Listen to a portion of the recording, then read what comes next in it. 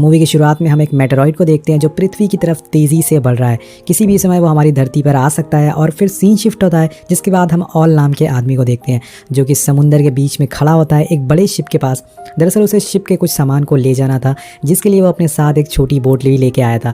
लेकिन ऑल का जो सामान होता है वो 1 टन का होता है, 1 टन का ले जाना है उसे। और जो बोट वो लेके आया उसमें सिर्फ 600 किलो तक सामान जा सकता है। अब ऑल छोटे बोट के मालिक से कहता है कि मैं तुम्हें कुछ पैसे देता हूँ, प्लीज़ थोड़ा और सामान रखवा लो।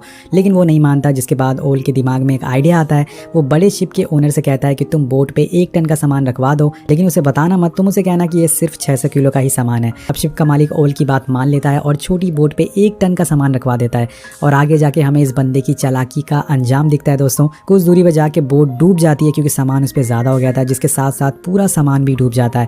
लेकिन उस छोटी बोट का मालिक और ऑल दोनों जैसे तैसे करके किनारे तक आ जाते हैं और अपनी जान बचा लेते हैं। अब जो बोट डूब गई थी उसके बदले ऑल को पैसे देने थे, लेकिन उसके जेब में एक फूटी कौड़ी भी नहीं थी। वो उस बोट के मालिक से अपनी कार को एक्सचेंज कर लेता है क्योंकि उसके पास अभी कोई ऑप्शन नहीं है। वेल यहाँ से ऑल एक बैंक में जाता है जहाँ वो अपनी बचपन की दोस्त स्वेटलाना से मिलता है जो कि उस बैंक में कैशियर की जॉब करती है। ऑल बोलता है कि उसे लोन की ज़रूरत है, लेकिन जब स्वेटलाना उस लोन की रकम सुनती है तो वो शॉक हो जाती है क्योंकि वो ऑल पूरे $1 मिलियन की लोन मांग रहा था। स्वेटलाना उसे बोलती है कि तुम्हें इतना बड़ा लोन कोई नहीं देगा जब तक तुम्हारे पास कोई अच्छा सिक्योरिटी ना हो। अब ऑल काफ़ी परेशान हो जाता है, पर स्वेटलाना उसे कहती है कि चलो मैं तुम्हें अपने डैड से मिलवाती हूँ, वो शायद तुम्हारी कुछ मदद कर सके। सो यहाँ पर मैं आपको बता दूँ कि ये दोनों एक दूसरे से काफ़ी प्यार करते हैं, इसी वजह से स्वेटलाना ऑल की मदद करती है। इसके बाद स्वेटलाना ऑल की खटारा कार में बैठ के अपने घर के लिए निकल जाती है। यहाँ हम स्वेटलाना की फैमिली को देखते हैं जो कि काफ़ी बड़ी होती है। अब उसकी फैमिली में हर किसी के अपने ड्रीम्स होते हैं, जैसे कि उसके डैड जिसका नाम ब्रॉस होता है, वो चाहते हैं कि पूरी फैमिली उनके साथ रहे। और वहीं उनकी लीटा थिएटर आर्टिस्ट बनना चाहती है। उनका बेटा जिसका नाम लिक है वो आर्मी में जाना चाहता है, लेकिन वो अस्थमा का मरीज़ है, जिस वजह से वो हर बार रिजेक्ट हो जाता है। अब घर की सबसे छोटी बेटी शाशा को जल्दी से बड़ा होना है ताकि वो सारे काम कर सके जैसे कि सारे बच्चे करते हैं। वे आगे बढ़ते हैं। अब ऑल ब्रॉस से बात करता है और उन्हें अपनी परेशानी बताता है। बोलता है कि मुझे आपकी थोड़ी सी मदद चाहिए, जिसके बदले में मैं आपको कुछ कमीशन भी दूंगा। लेकिन ब्रॉस ये बोल के मना कर देता है कि तुम जैसे लोग पहले लोन ले लेते हो और किसी और की सिक्योरिटी से, फिर बाद में उसे चुकाते नहीं हो, जिसके बाद बैंक वाले हम जैसे शरीफ लोगों को परेशान करते हैं। अब ब्रॉस ये बोल के वहाँ से जाने लगते हैं और हम देखते हैं कि मेटेरॉइड्स अर्थ पे आ रहा है। वो भी काफ़ी करीब आ गया और तभी वो आके ब्रॉस के घर में गिर जाता है। जैसे कि वहाँ काफ़ी बड़ा गड्ढा हो जाता है, सब लोग घर से बाहर भागते हैं, पर वो देखते हैं कि पूरे शहर में ऐसे मेटेरॉइड्स गिर रहे हैं। तभी स्वेटलाना को याद आता है कि उस मेटेरॉइड के नीचे इनके ग्रैंडफादर दब गए हैं। सब लोग फ़ौरन भागते हुए घर के अंदर जाते हैं और वहाँ से ग्रैंडफादर को निकालते हैं। इसके बाद ऑल सबसे कहता है कि हमें मेटेरॉइड्स को ढूंढना चाहिए ताकि हम उसे बेच के कुछ पैसे कमा सके। उसके बाद सारे लोग मान जाते हैं और उसे ढूंढना चालू कर देते हैं, लेकिन काफ़ी खुदाई के बाद भी उन्हें वह नहीं मिलता, जिसकी वजह से सब लोग थक जाते हैं और जाकर सो जाते हैं। लेकिन ऑल हार नहीं मानता क्योंकि उसके ऊपर कर्जा है, वो उसे ढूंढता रहता है। वो फाइनली वो मेटेरॉइड को ढूंढ लेता है, पर इसी बीच ग्रैंडफादर ऑल को बुलाते हैं और उससे कहते हैं कि मेरे जाने का अब टाइम आ गया है। अब ये बोलने के बाद वो वहीं टपक जाते हैं और ये देखकर ऑल थोड़ा उदास हो जाता है। वो सोच में पड़ जाता है कि आखिर वो ग्रैंडफादर की ये बात घर वालों को कैसे बताएगा।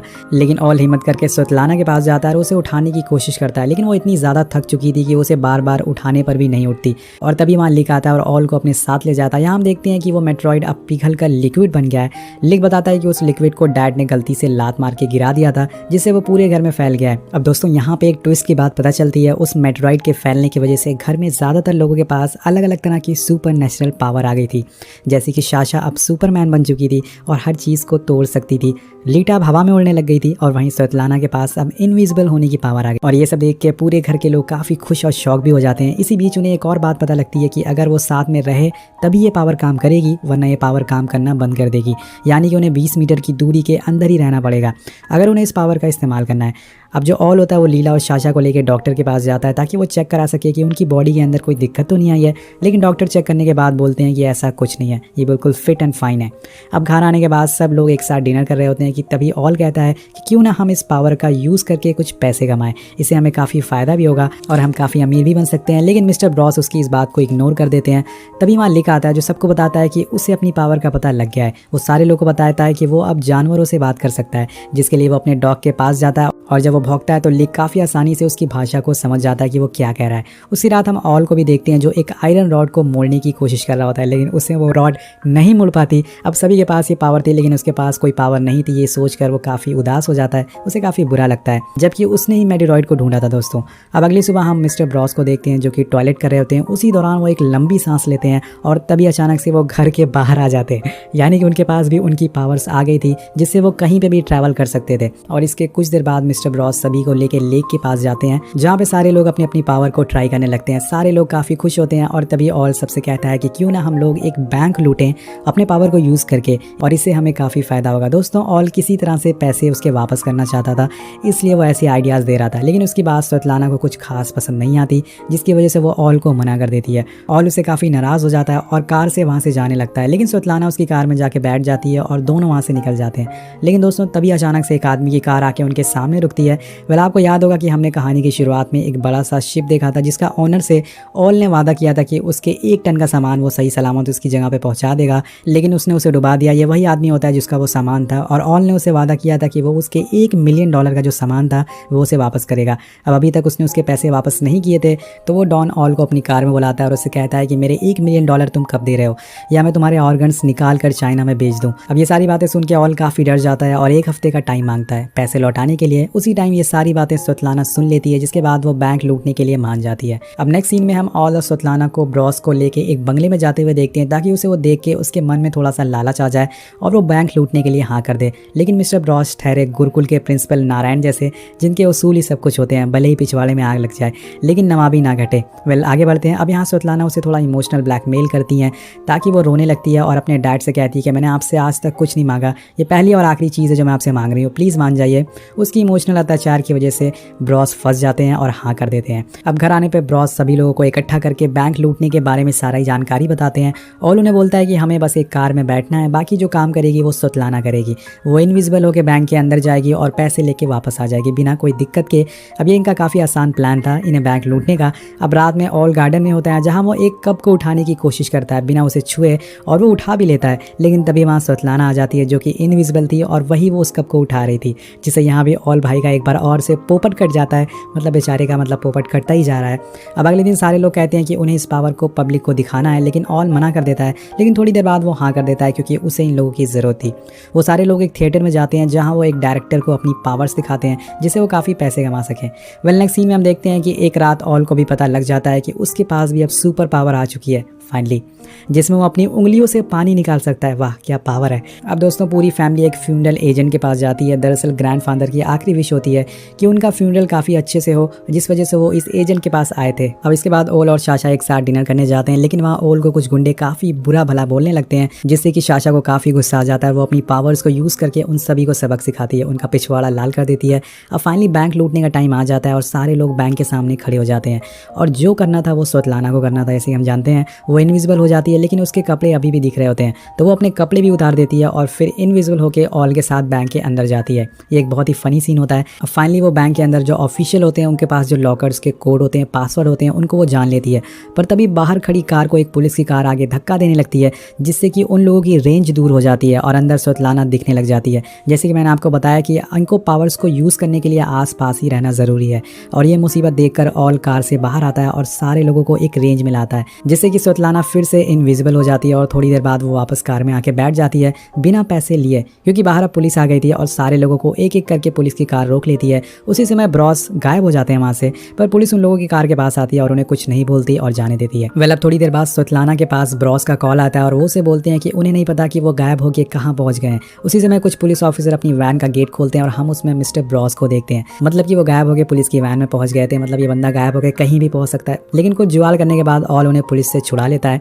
अब दोस्तों सारे लोग के घर पहुंचने पे ऑल सब पे बहुत ही चिल्लाता है। उन्हें बोलता है कि तुम लोगों को बैंक लूटना काफ़ी छोटा काम लगता है, अगर ऐसा हमने करा तो हम कभी भी बैंक नहीं लूट पाएंगे, तुम लोग एक नंबर के बेवकूफ़ हो। तभी लीटा बताती है कि उसका कल थिएटर में शो है, और ये सुनकर ऑल कहता है कि हम कल सारे लोगों को लीटा की तरफ डाइवर्ट कर देंगे और रात के अंधेरे में बैंक को लूटने जाएंगे। सीन शिफ्ट होता है और हम थिएटर का सीन देखते हैं जहाँ पे काफ़ी तादाद में लोग आए हुए थे लीटा को उड़ता हुआ देखने के लिए। लेकिन लीटा इतने सारे लोग को देख के काफ़ी नर्वस हो जाती है और वहाँ से उड़ के भागने लगती है। अब स्वेतलाना और ऑल उसे समझाने के लिए उसके पास जाते हैं, पर इसी बीच ऑल का वो जो डॉन होता है वो उसे देख लेता है और उसे उठा के ले जाता है, और जिसके बाद डॉन के लोग ऑल को काफ़ी बुरी तरह से मारते हैं और ऑल अपनी टूटी हुई हड्डियों को लेकर थिएटर से बाहर आता है और वहाँ उसे स्वेतलाना का परिवार दिखता है। वो उसे गुस्से में कहता है कि तुम लोगों को दुनिया की चाहे जितनी भी आधुनिक चीज़ें दे दो, तभी तुम लोग उससे अपना पिछवाड़ा ही साफ करोगे। और मिस्टर ब्रॉस को उसकी ये बात काफ़ी बुरी लगती है और वो इतना बुरा मान जाते हैं कि वो ऑल को पकड़ के गाड़ी में बंद कर देते हैं और ठान लेते हैं कि वो अब चोरी करके रहेंगे।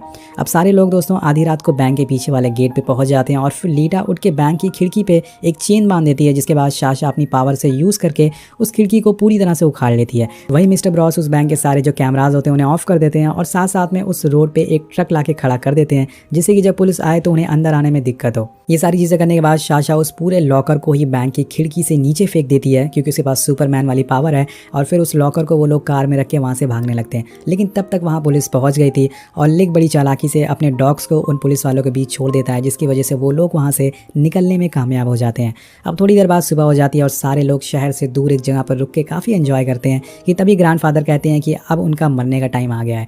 वेल, ग्रैंडफादर अभी भी जिंदा थे। वो बोलते हैं कि मुझे यहीं पर छोड़ दो और तुम लोग चले जाओ, और उनकी ये बात सभी लोग मान लेते हैं और उन्हें मैं बैठा कर चले जाते हैं, और जिसके थोड़ी देर बाद वो वहीं मर जाते हैं। वेल, मुझे लगता है कि ग्रैंडफादर कितनी बार मरते हैं। वेल, सुनने में थोड़ा अजीब लगता है कि कैसे कोई अपनी फैमिली मेंबर को मरने के लिए अकेले छोड़ सकता है, लेकिन ये फिल्म है, यहाँ कुछ भी हो सकता है और ये फैमिली बहुत ही अलग तरह की है। वेल, आगे बढ़ते हैं दोस्तों। अब रास्ते में ऑल सबको उनके हिस्से के पैसे देता है और उसी समय स्वतलाना कहती है कि हमें ये काफ़ी गलत किया, हमें ग्रैंडफादर को ऐसे मरने के लिए नहीं छोड़ना चाहिए था, उन्हें वापस लाना चाहिए था।